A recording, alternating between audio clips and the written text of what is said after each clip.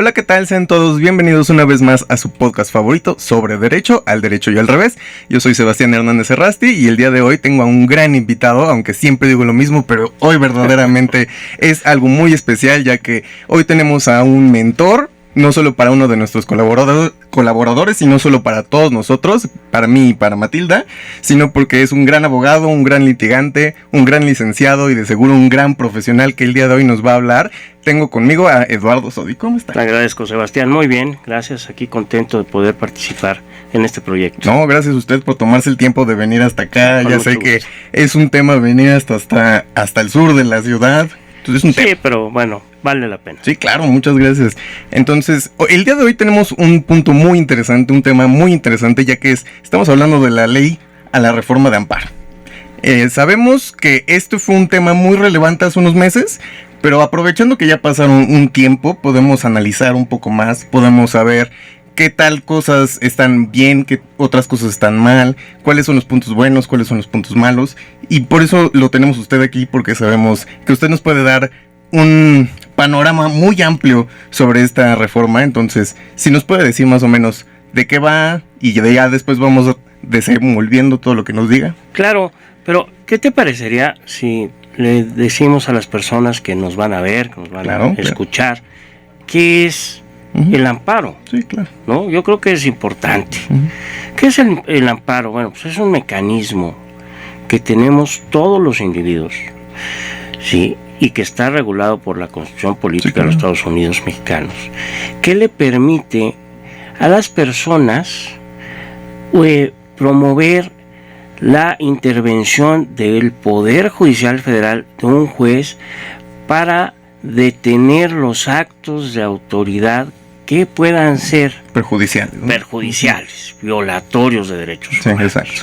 Entonces, es trascendental conocer que cualquiera podemos acudir a este tipo de procedimiento, de amparo, y sería conveniente, para poder entrar en la materia propia de las reformas, establecer ejemplos, ¿no?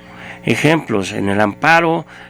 Lo que podemos hacer es pedirle a un juez que detenga una obra porque consideramos que esta obra va a afectar nuestro predio, nuestros intereses. El decirle a un juez que detenga la ejecución de una sentencia porque esa sentencia se dictó violentando derechos humanos, derechos fundamentales.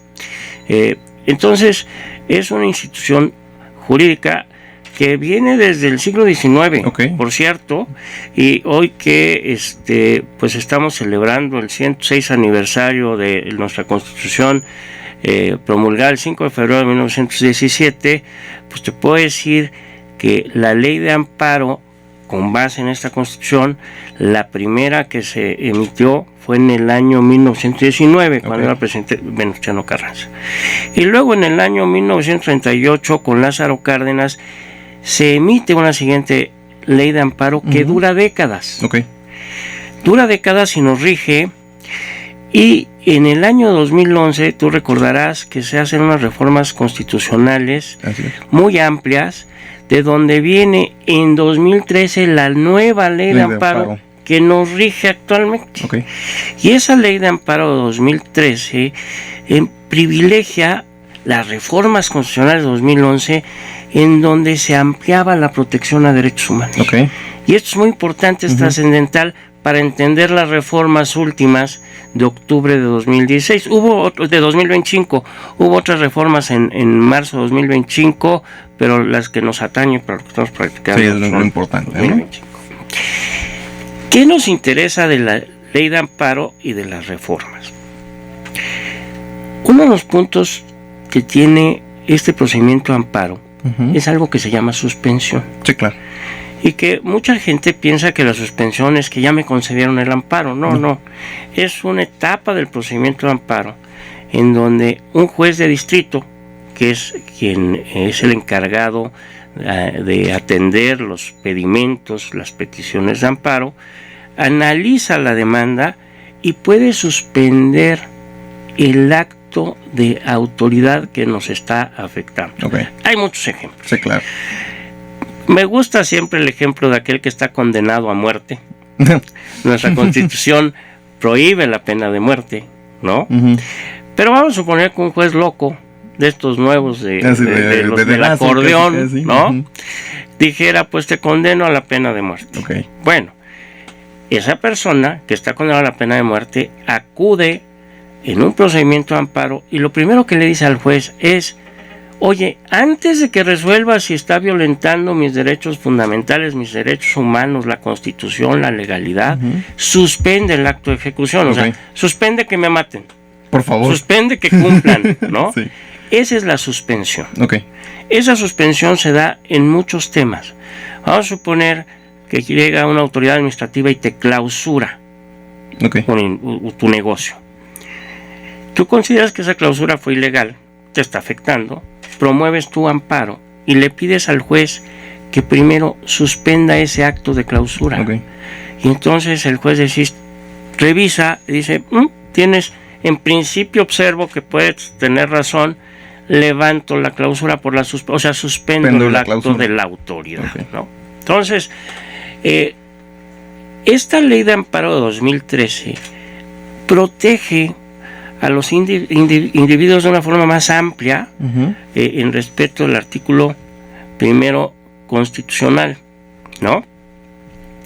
En base a la protección de los derechos humanos, lo que se llama derechos humanos progresivos, es decir, que van avanzando, ¿no? Van avanzando, uh-huh, y cada vez que el ser humano, entendiéndose como ser humano o los entes jurídicos, uh-huh, destinatarios de las normas o de los actos de autoridad, okay, no nada más somos los poético, porque es que derechos, a mí me gusta más que derechos humanos, derechos fundamentales, sí, pero claro, bueno, derechos humanos progresivos, conforme se van avanzando y se van dando mayores protecciones, pues el artículo constitucional con esa progresividad nos dice o nos da a entender que no se pueden regresar esos derechos. Uh-huh. Y eso es que van avanzando, no nada más en México, sino a nivel internacional, por los tratados que firma México se deben de ir respetando. Sí, claro. ¿Qué sucedió? Bueno, pues resulta que en octubre de 2025, uh-huh, 16 de octubre de 2025, se publican reformas, okay, a la ley de amparo de 2013. Okay. Que es la que tenemos vigente. Uh-huh. Y esas reformas afectan fundamentalmente, y es una de las críticas, a la suspensión en materia de amparo. Uh-huh. Antes, el solicitar la suspensión tenía pocos requisitos y era en un espectro más amplio, muy amplio. O sea, cualquier persona podía pedir la suspensión de un acto, sí, que te lo concedan, ¿no? Y que te lo concedieran. Ahorita, por lo que hemos estado estudiando y por lo que conocemos un poco de la reforma, sabemos que va a ser mucho más complicado con el tema de los intereses, ¿no? De si tienes interés legítimo, interés legal. Sabemos que va a ser una parte más complicada. ¿Esto va a ser más complicado que te den la suspensión por esta parte? Sí, de hecho, una de las ventajas de la ley de amparo de 2013, uh-huh, es que cambió lo que se llamaba interés jurídico, que era un interés que tenías que acreditar necesariamente cuál era el efecto que iba a tener en tu ámbito jurídico un acto de autoridad. Se cambia al interés legítimo, okay, en donde basta esa posibilidad de daño, sí, en tu ámbito jurídico, y hablo en el ámbito patrimonial, uh-huh, en el ámbito pues de posesión, de propiedad, sí, comercial, toda tu esfera jurídica, incluso, ¿no?, de ambiente, de medio ambiente. Sí, claro. Y podías acudir al amparo y podías, con ese interés legítimo simple, uh-huh, solicitar la suspensión. Okay. Incluso hasta grupos colectivos podían pedir la suspensión de actos de autoridad que pudieran generar un daño colectivo. Uh-huh. Tuvimos, por ejemplo, las suspensiones al Tren Maya por un tiempo. Sí, también.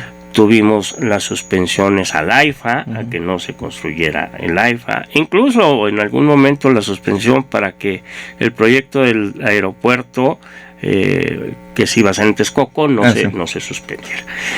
Era muy fácil conseguir esas suspensiones, precisamente porque el interés colectivo o el interés de alguna situación particular que hubiera hecho la autoridad podría afectar, uh-huh, a todo individuo, okay, habitante del país, del estado, de la ciudad, del municipio donde se, uh-huh, encontrara esto.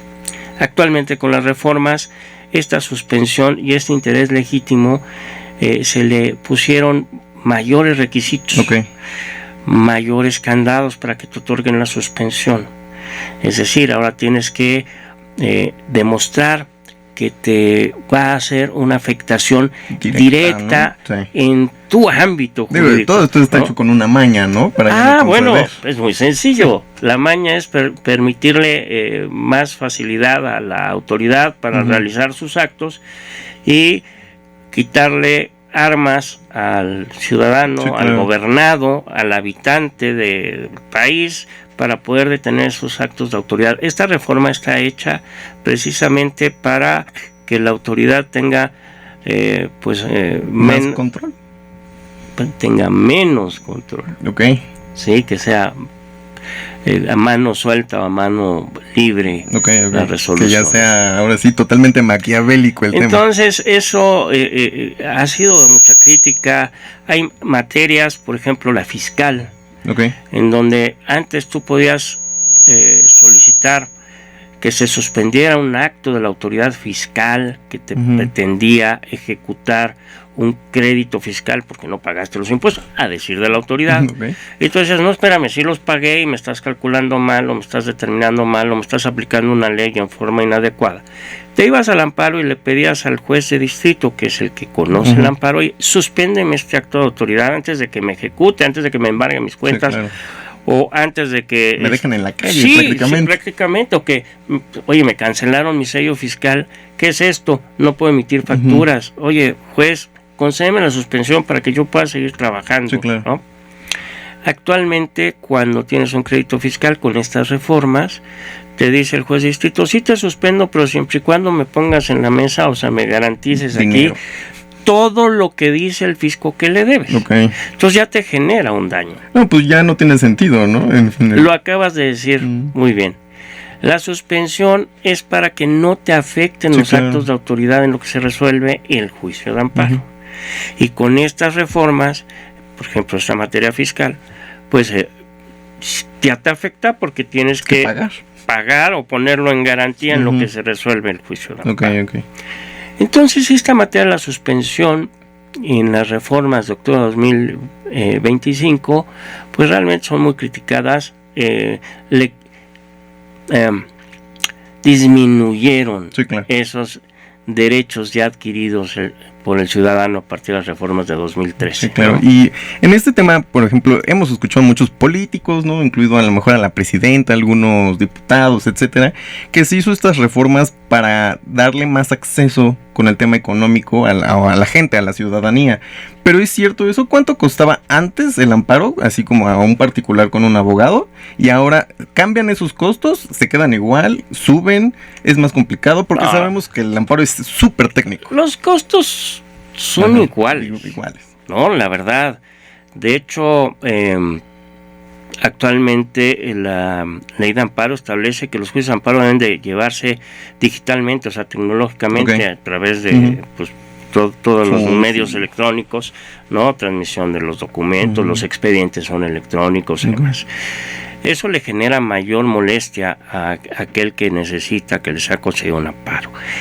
El costo varía según el tipo de amparo que necesites. Si estás en un juicio donde el valor del juicio son 400,000 pesos, ¿no? Y te condenaron a pagar 400,000 pesos, el abogado te va a decir, oye, yo te cobro... El 20%. No, por el amparo te cobro 15,000 pesos o 20,000 pesos.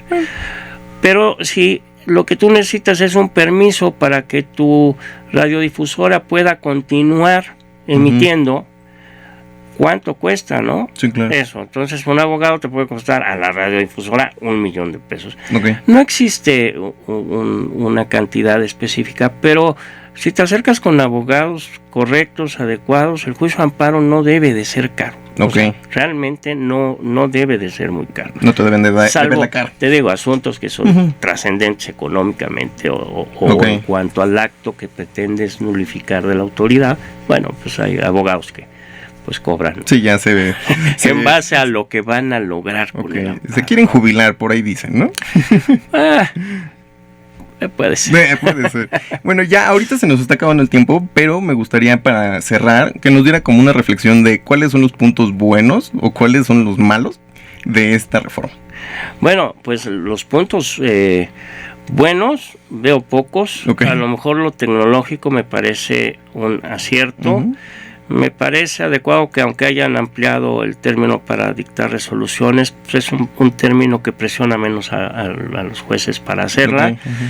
Pero fuera de esas cosas yo te podría decir que tenemos unas reformas que, lejos de ser benéficas, han perjudicado. Y en la materia de suspensión y en la materia de que las organizaciones colectivas o los grupos colectivos puedan acudir al amparo, se les hayan limitado esas posibilidades o se hayan agravado los requisitos de la suspensión, es lo más grave que trae esta reforma, entre otras cosas particulares, ¿no? Pero yo en términos generales así lo resumiría.